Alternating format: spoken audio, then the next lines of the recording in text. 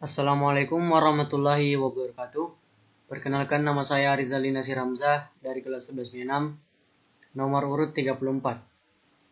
Kali ini saya akan menjelaskan materi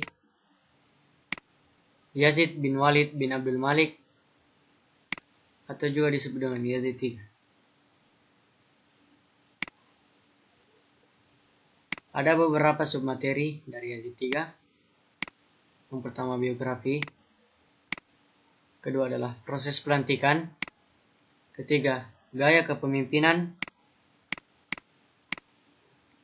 masa kejayaan, kelima masa kemunduran, dan yang terakhir adalah sebab kematian. Yang pertama biografi. Biografi Yazid bin Walid.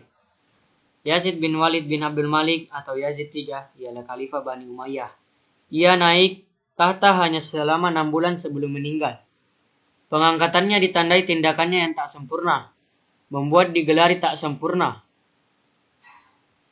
Di antara yang terkemuka ialah penolakannya untuk membayar kenaikan gaji pada pasukan oleh Walid II. Beliau lahir pada tahun 701. Yang kedua, proses pelantikan. Setelah Khalifah Walid bin Yazid bin Abdul Malik terbunuh oleh para pengepungnya, jabatan Khalifah dipegang oleh Yazid bin Walid bin Abdul Malik. Ia adalah sepupu sang Khalifah. Ayah Yazid adalah Walid bin Abdul Malik, saudara kandung Yazid bin Abdul Malik, ayah Walid atau Khalifah sebelumnya. Yazid bin Walid menjabat sebagai Khalifah ke-12 Daulah Umayyah. Para sejarawan sering menulis namanya dengan Yazid III karena ia adalah sosok ketiga bernama Yazid yang menjabat Khalifah Daulah Umayyah. Yazid I adalah Yazid bin Muawiyah atau Khalifah II. Yazid II adalah Yazid bin Abdul Malik atau Khalifah ke-9. Sedangkan Yazid III adalah Yazid bin Walid, tokoh yang kini sedang dibahas. Ia dibayat sebagai Khalifah pada usia 46 tahun. Kebijakan pertama yang ia lakukan adalah mengurangi jumlah bantuan sosial dan mengembalikannya pada anggaran biasa seperti pada masa Khalifah Hisham bin Abdul Malik. Kebijakan itu menyebabkan ia dikenal julukan An-Nakis atau sang pengurang. Yang ketiga, gaya kepemimpinan. Gaya kepemimpinan Yazid III terbilang buruk karena melakukan kebijakan yang merugikan seperti mengurangi gaji tentara. Akibat mengurangi gaji tentara inilah Yazid III disebut dengan An-Nakis atau yang mengurangi. Keempat, masa kejayaan. Yazid III terbilang dengan khalifah yang tidak menikmati masa pemerintahannya. Karena hampir selama masa pemerintahannya,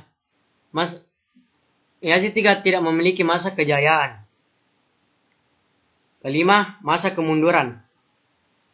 Ketika Khalifah Walid bin Yazid mengangkat dan Yazid III naik tahta, Sulaiman dibebaskan, namun ia melihat dirinya pun berhak atas jabatan Khalifah.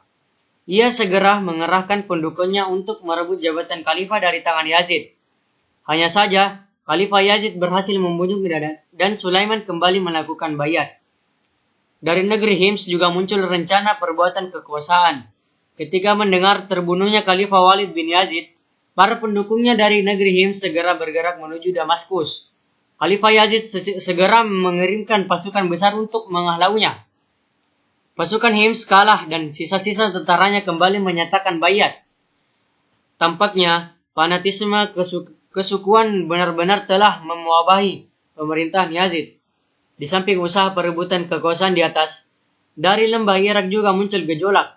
Namun gubernurnya berhasil meredam gejolak masyarakat. Penduduk Yamama juga demikian. Mereka berusaha melakukan kudeta terhadap gubernurnya.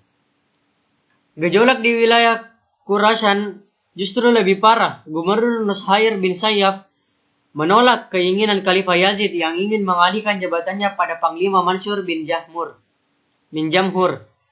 Konflik berdarah pun terjadi.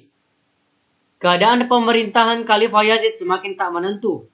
Gerakan Abbasiyah yang sejak beberapa tahun terakhir mulai muncul, makin berani menunjuk diri. Beragam kerusuhan itu berakibat pukulan batin dan dari diri Khalifah Yazid. Dari inilah Yazid III hampir tidak memiliki masa kejayaan. Dan yang terakhir, sebab kematian. Ia meninggal pada 7 Zulhijjah 126 Hijriah setelah sebelumnya mengalami kelumpuhan fisik. Ada yang mengatakan ia meninggal karena penyakit tahun.